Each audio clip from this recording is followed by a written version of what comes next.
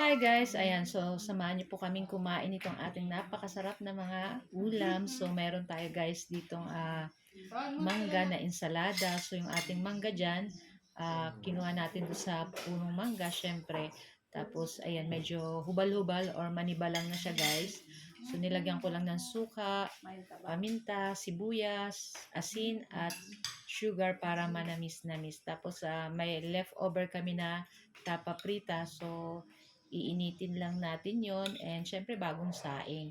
Tapos meron kami nga piniritong hito. Ayan, pritong hito. Masarap to guys. So yan na guys, itong ating pritong hito. Ayan, so napakasarap itong ating pritong hito.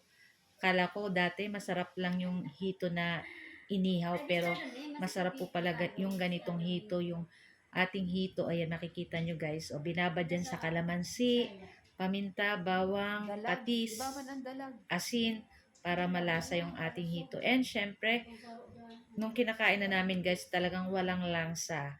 Para ka lang kumakain ng fried chicken. O diba? So ayan at nagpainit tayo nitong ating marami-raming mantika. Dapat deep fry siya. So ayan na nga at iprito na po natin iyan. So yung hito guys, ito yung malalaki. Ayan, so shout out po sa nagbigay ng hito at nakatikim kami. Masarap pala guys yung ganitong luto ng hito. So dati nun akala ko masarap lang yung mga inihaw na hito pero ngayon parang mas gusto ko na yung ganitong prito. And syempre, ang sarap i-partner dun sa ating ginawang ensaladang mangga. So, syempre, sa ngayon po, talaga ay bungahan ng mangga kaya naman para hindi din masayang, ayan, pwera sa nakakain nating hinog at yung mga hubal-hubal, pwede natin gawing mga ensaladang mangga, ayan. Pwede rin natin gawing pickle, mangga, mango, ayan. So, masarap po yan sa mga ganitong mga prito-prito, ayan. So, ayan na nga at babalik-ta din lang po natin itong ating hito. Naku, napakasarap lalo na yung sa may parteng tiyan. Naku, ang sarap nung taba.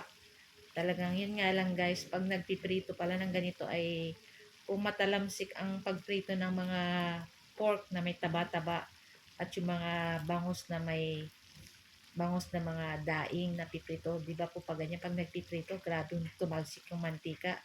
Pero itong hito, naku guys, mas grabe kaya dapat may suot kayong pang ano para hindi kayo matalsikan. So, pag kami nagbabalik nito, ingat na ingat and syempre hawak namin yung malaking takip. Ayan. So, ayan at luto na itong ating hito. Ayan. So, madami yung ating hito. Pero, syempre, tayo ay titikim lang din dito at titikman po natin. Hindi naman natin yan kakainin lahat. So, guys, ayan, ito lang po ang ating video today at sana po ay nag-enjoy kayo. Huwag niyo po sanang kalimutan mag-like, comment at share po ng ating video. So, guys, thank you for watching. Bye! Ciao!